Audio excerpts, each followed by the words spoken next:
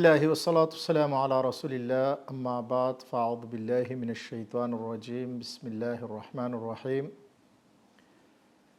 محترم و عزتمندو اوریدونکو او لیدونکو، دینه مخکې موږ د سورة فاتحه فضیلت بیان کو. اوس د سورة فاتحه مستقل تفسیر ان شاء الله شروع کوو. نه د ټولو نه مخکې د سورة فاتحه یو څو نمونه ذکر کوو چې هغه مفسرینو ذکر کړي دي او عربو کې دا قانون و چې کم یو څیز نمونه څومره به زیات و هغومره به هغه د شرف او د عزت والا و. لکه دا قاعده مفسرینو لیکلې ده: کثرة المسمى تدل على شرف المسمى.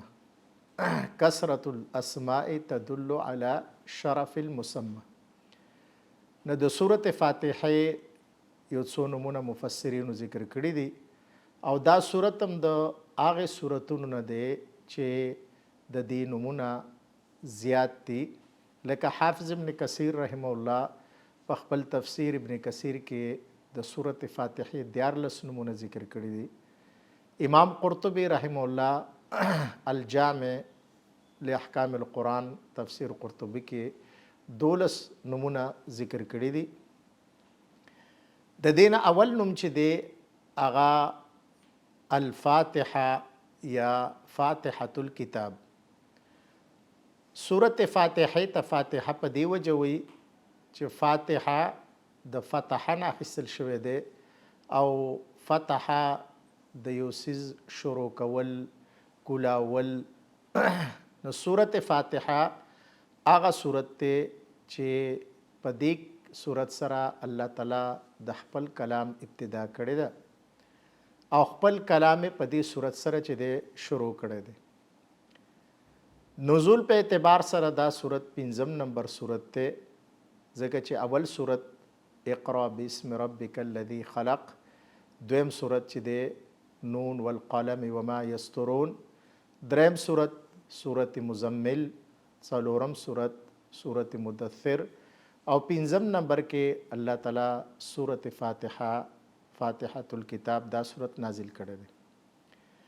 دویم نوم د دې سورت چې په یو حدیث کې راغلی دی چې هدې ته اعظم السوره رسول صلی الله علیه وسلم ویلی دی.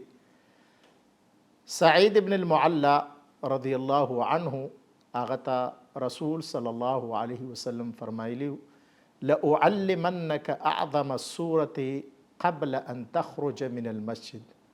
ستا د جمعات د وتلو نه مخکې به زه تا ته یو عظیم صورت، یو لوی صورت چې دی هغه وښیم. د دې حدیث نه دا معلومیږي چې دې ته رسول صلی الله علیه وسلم اعظم السوره نوم ورکړی دی. دا حدیث امام بخاری رحمه الله ذکر کړی دی. دریم نوم دې ته وایي سورة الصلاة. صلات مونځ ته وایي او یو حدیث قدسی کې راځي چې الله تعالی فرمایي: قسمت الصلاة بیني و بین عبدي. نو ما دا مونځ چې دی دا په خپل او خپل بنده په منځ کې تقسیم کړی دی. یو بل نوم چې دی مفسرینو هغه ذکر کړی دی چې دې ته وایي سورة الحمد. حمد ورته په دې وجه وایي، امام قرطبي رحمه الله په خپل تفسیر کې لیکلی دی: لأن فيها ذکر الحمد، ځکه چې په دې کې الله تعالی د حمد ذکر کړی دی. نه د دې صورت ابتدا په الحمدلله رب العالمین سره الله تعالی کړی دی. 5 نمبر نوم د دې صورت اساس القرآن دی ته وایي. اساس بنیاد ته وایي او عبدالله بن عباس رضی الله عنهما هغه د دې په باره کې لیکي چې هغه وایي اساس القرآن الفاتحه، کې د قرآن کریم بنیاد چې دی هغه سورة فاتحه دی. امام قرطبی رحمه الله د ابن عباس رضی الله عنه دا قول ذکر کړی دی چې اساس القرآن الفاتحه. یو بل نوم د دې چې دی 6 نمبر هغه السبع المثاني ورته وایي.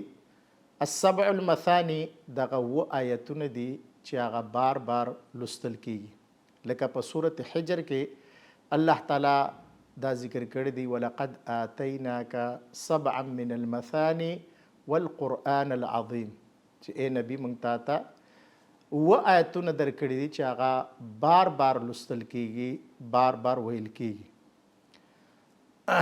او امام قرطبي رحم الله وی اجمعت الامة على ان فاتحة الكتاب 7 آيات واجمعت الامة انها من القرآن. په دې خبره باندې ټول امت اتفاق دی چې سورة فاتحه دا و آیتونه دي او په دې باندې د ټول امت اتفاق دی چې سورة فاتحه دا د قرآن نه ده. نو نور نمونه به انشاءالله په بل درس کې منګه ذکر کو. سبحانك اللهم وبحمدك اشهد ان لا اله الا انت استغفرك واتوب اليك.